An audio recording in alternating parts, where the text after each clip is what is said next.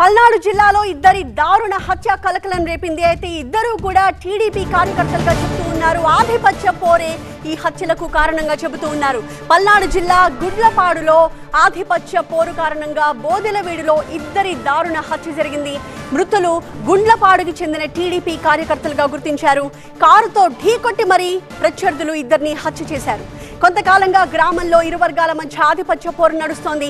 గ్రామంలో ఫ్లెక్సీల ఏర్పాటుతో వివాదం మొదలైంది. కొద్ది రోజుల క్రితం శ్రీను అనే కార్యకర్త కాళ్లు విరగొట్టారు ప్రత్యర్థులు. అయితే ప్రస్తుతం జరిగిన ఈ హత్యలతో ఆ గ్రామం అంతా కూడా అట్టుడికిపోతున్న పరిస్థితి.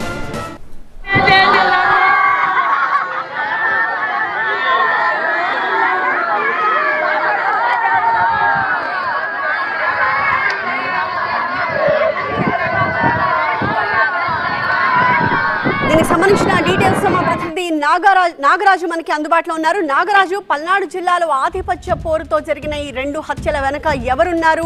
ఆ ప్రత్యర్థుల్ని అధికారులు గుర్తించారా? తోట వెంకటరామయ్య అదేవిధంగా జవిశెట్టి వెంకటేశ్వర్లు వర్గాల మధ్య ఆధిపత్య పోరు నడుస్తుంది. ఈ ఆధిపత్య పోరులోనే ఈ రోజు జవిశెట్టి వెంకటేశ్వర్లు, కోడీశ్వరరావు ఇద్దరిని కూడా తోట వెంకటరామయ్య వర్గం హత్య చేసినట్లుగా పోలీసులు అయితే భావిస్తా ఉన్నారు. ప్రస్తుతానికి ఎక్కడైతే హత్య జరిగిందో హత్య స్థలానికి పోలీసులు చేరుకున్నారు.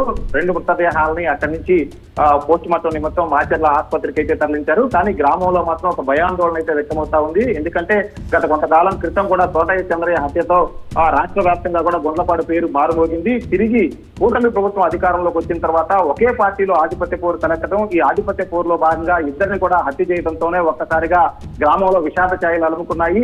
ఎప్పుడు ఏం జరుగుతుందన్న ఒక భయాందోళన కూడా వ్యక్తమవుతుంది. పోలీసులు మాత్రం కట్టుదిట్టమైన చర్యలు తీసుకుంటామని చెప్తున్నారు. Thank you Nagaraju.